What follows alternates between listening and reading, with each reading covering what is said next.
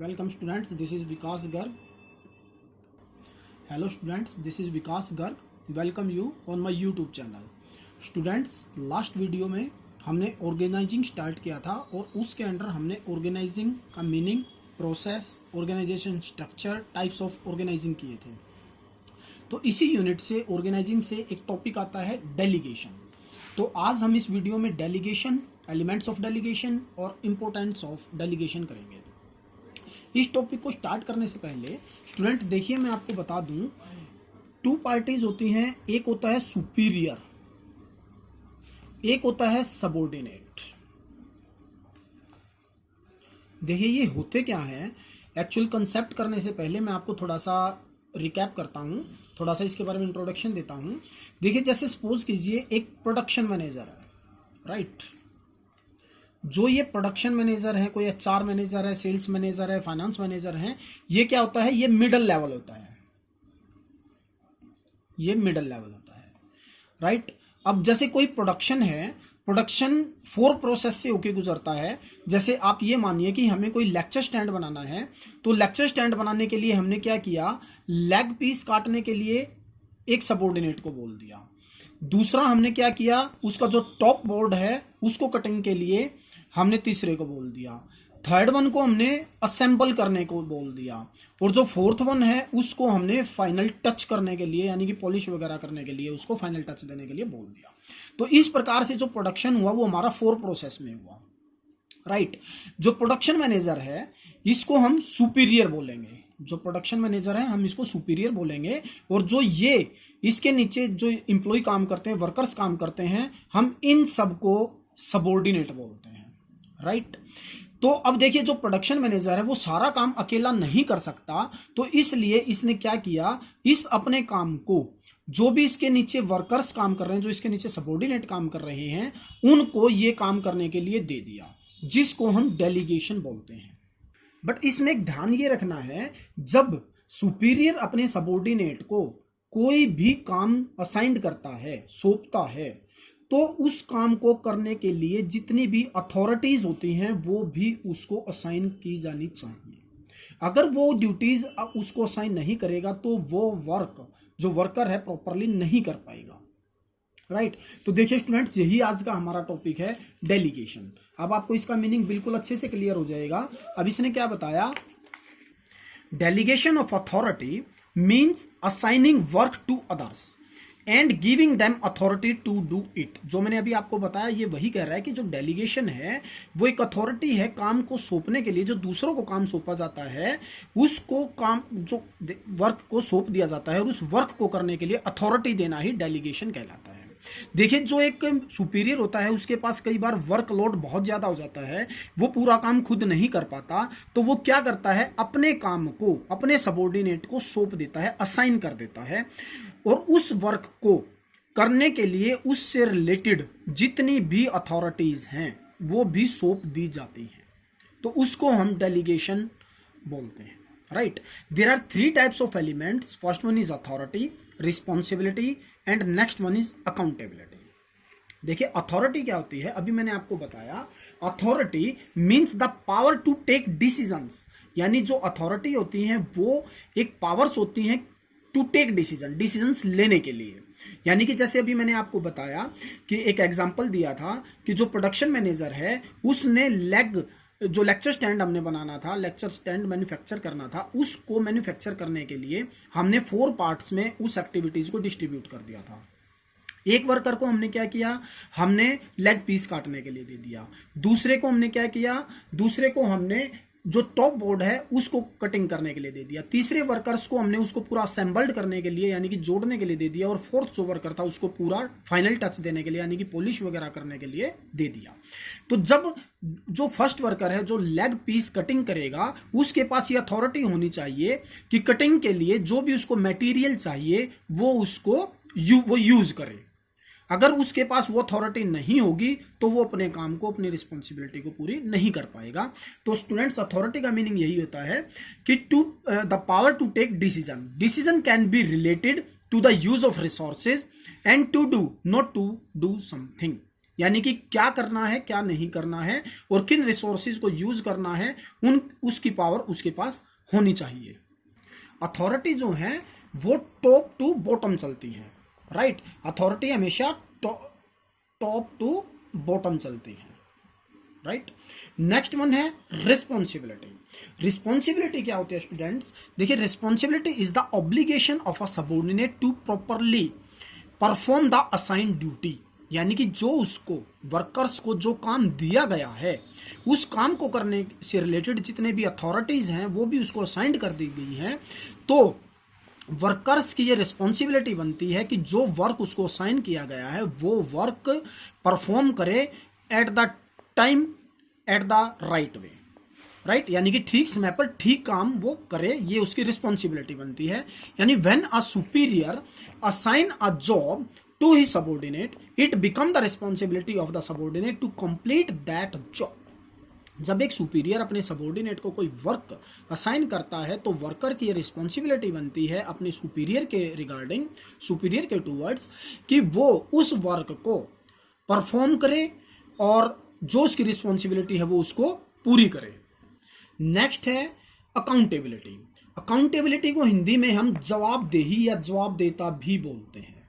जवाबदेही इसका मतलब होता है स्टूडेंट्स कि जो सुपीरियर ने अपने सबऑर्डिनेट को वर्क असाइन किया है तो उसके रिगार्डिंग उसको अथॉरिटी दे दी गई है, तो उस वर्कर की रिस्पॉन्सिबिलिटी बनती है कि वो उसको उसका वर्क टाइमली पूरा करे।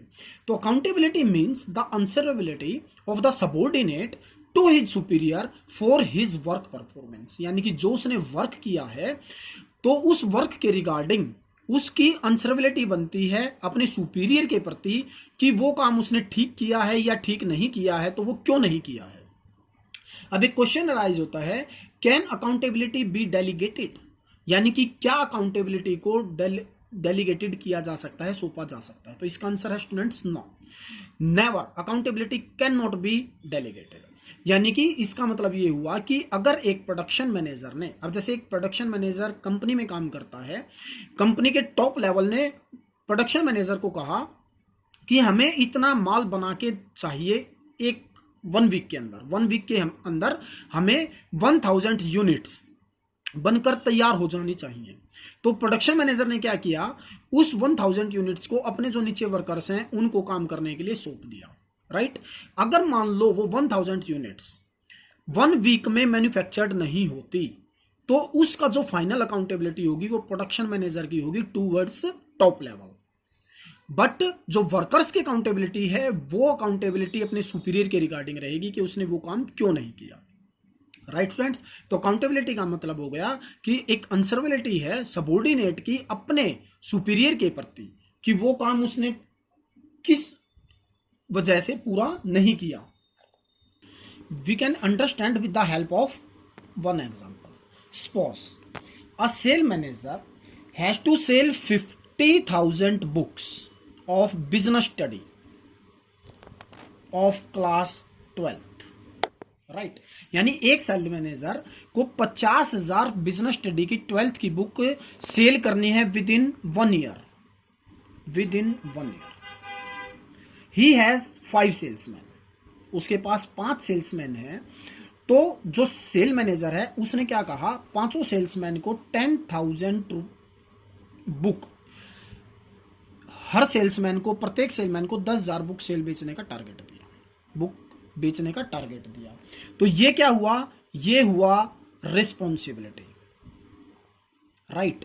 तो ये रिस्पॉन्सिबिलिटी बन गई वर्कर्स की कि एक वर्कर को, एक सेलमैन को 10,000 यूनिट्स एक साल के अंदर बेचनी ही बेचनी है। अब इस टारगेट को पूरा करने के लिए उस सेलमैन ने उनको अथॉरिटी दी, उनको कहा कि अगर आपको टीचर्स को कोई फ्री सैंपल देना पड़े तो आप वो भी दे सकते हैं, बुक सेलर को अगर आपको क्रेडिट फैसिलिटी देनी पड़े तो वो भी दे सकते हैं। तो ये हो गए उनके अथॉरिटी, ये उनका अधिकार है, राइट। अब अगर साल के एंड में अगर 10,000 बुक्स हर सेलमैन यानी कि मल्टीप्लाई बाय 5, 50,000 बुक्स सेल नहीं होती हैं तो ये जो अकाउंटेबिलिटी रहेगी वो सेल मैनेजर की रहेगी, राइट। तो ये हो गई अकाउंटेबिलिटी। अब करते हैं, देखिए students, next topic that is importance of delegation, यानी कि जो हमने डेलीगेट किए हैं, डेलीगेशन किया, उसके क्या इंपॉर्टेंस है, उसके क्या फायदे हैं, क्या बेनिफिट्स हैं।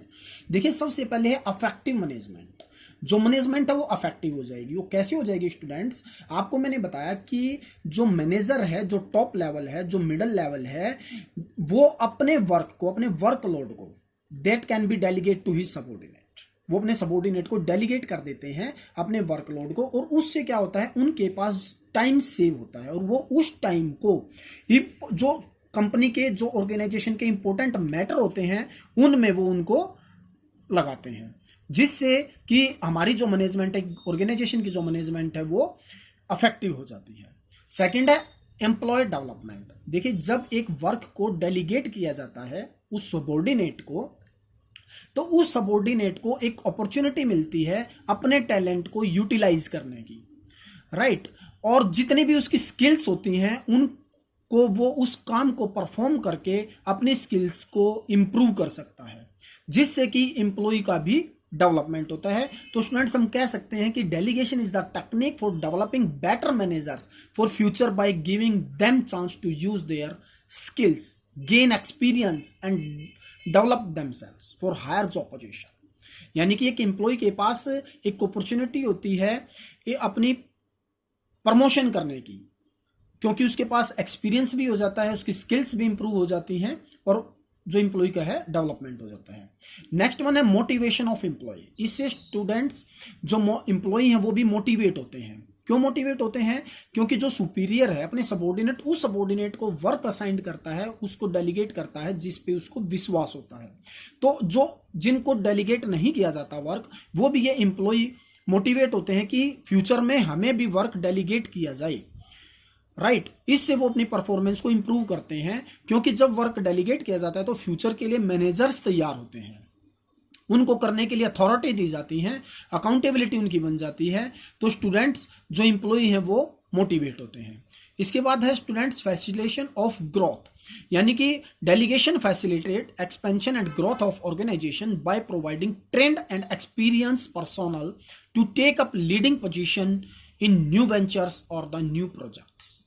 यानी कि जो एक ऑर्गेनाइजेशन है वो डेलीगेशन की हेल्प से ग्रोथ कर सकती है, यानी कि क्योंकि हमें फ्यूचर के लिए एक्सपीरियंस्ड फुल स्किल वाले एम्प्लॉय जो हैं हमें इजीली अवेलेबल हो जाते हैं from our organisation. Basis of management hierarchy. Basis of management टीआरकी का मतलब ये होता है कि इसके अंदर that is the relationship, delegation is the relationship of the superior and subordinate, right. यानी कि सबको ये पता है कि जो वर्कर्स है उसको किसको रिपोर्ट करनी है, कौन इसका सुपीरियर है, यानी कि जिसने वर्क दिया है किसकी प्रति उसकी अकाउंटेबिलिटी है, उसकी क्या रिस्पॉन्सिबिलिटी है, किसी काम को करने के लिए उसके पास क्या अथॉरिटीज हैं। तो that is the basis of management hierarchy. Better coordination. The three elements of delegation, namely that is the authority, responsibility and accountability, have to power, duties and answerability attached to various job position in an organization. अभी हमने पढ़ा there are three types of elements of delegation, that is the authority, responsibility and accountability. ये क्या define करते हैं? Powers define करते हैं, अपनी ड्यूटीज डिफाइन करते हैं और आंसरेबिलिटी डिफाइन करते हैं, राइट स्टूडेंट्स। तो जिससे कि जो ऑर्गेनाइजेशन की जॉब पोजीशन होती हैं वो एक दूसरे से अटैच रहती हैं और जो उनका कोऑर्डिनेशन है वो आपस में अच्छा बना रहता है। This help to avoid overlapping of duties and duplication of efforts. Delegation की हेल्प से delegation is avoid to the overlapping of duties and duplication of the work, यानी कि जो ओवरलैपिंग वर्क का ओवरलैप होता है वो इसको डिनाई करता है। And also help in developing and maintaining effective coordination among various departments, level and function also। यानी कि जो डेलीगेशन होता है ये अलग अलग डिपार्टमेंट में अलग अलग लेवल्स पर कोऑर्डिनेशन को इस्टेब्लिश करता है, राइट स्टूडेंट्स।